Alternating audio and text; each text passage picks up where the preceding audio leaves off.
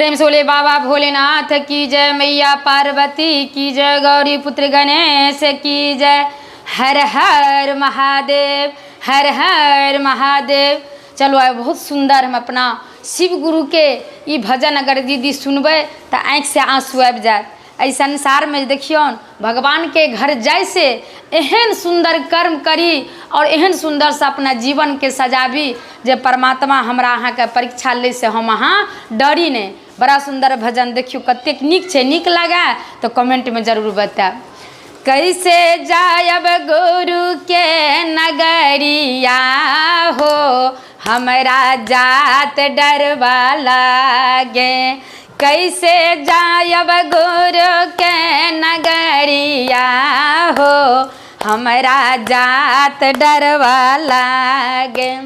जात डरवा लागे गे शिष्या, जात डरवा लागे। जात डरवा लागे बहिना, जात डरवा लागे। कैसे जायब गुरु के नगरिया गे, हमरा जात डरवा लागे। कैसे जायब गुरु के नगरिया हो, हमरा जात डरवा लागे।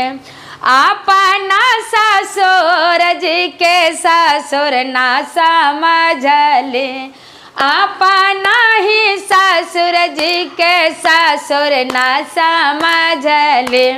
ससुर ना समझली गे शिष्या, ससुर ना समझली। धक्का मार के घरवा से भगवाले गे, हमरा जात डरवा लागे।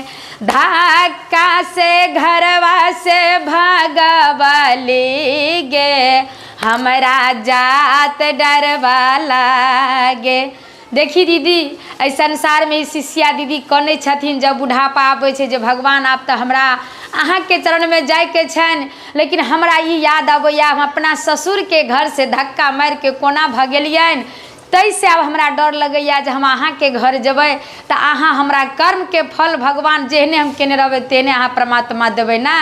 तो कहे छे कैसे जायब गुरु के नगरिया गे, हमरा जात डरवा लागे।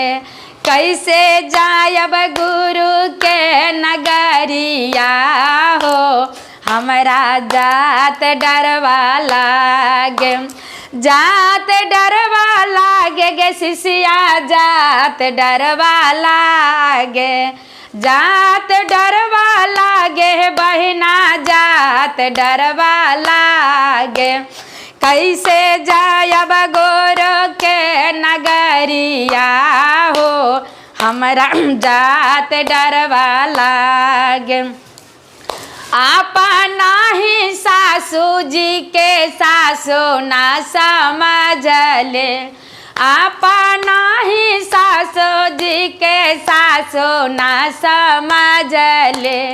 सासू ना समझली है शिष्या, सासू ना समझले।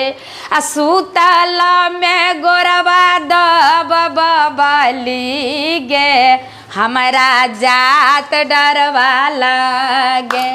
सुतल में गोरवा दबली गे, हमरा जात डरवा लागे।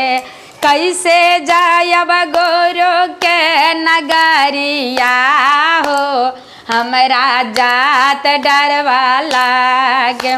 अपना ननद जी के ननद ना समझली, अपना ही ननद जी के ननद ना समझली। ननद ना समझली गे शिष्या, ननद ना समझले। झोटा धरी घरवा में नबले गे, हमरा जात डरवा लागे। झोटा धरी घरवा से भगवाले गे, हमरा जात डरवा लागे। जात डरवा लागे शिष्या जात डरवा लागे, जात डरवा लागे हो गोरो जात डरवा लागे। कैसे जायब गोरो के नगरिया हो हमरा जात डरवा लागे।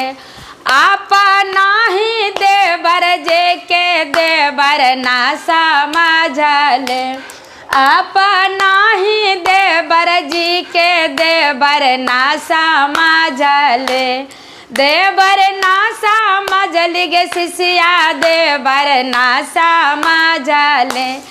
बरहनी से मार के भगवली गे हमरा जात डरवा लागे। बढ़नी से मार के भगवले गे हमरा जात डरवा लागे।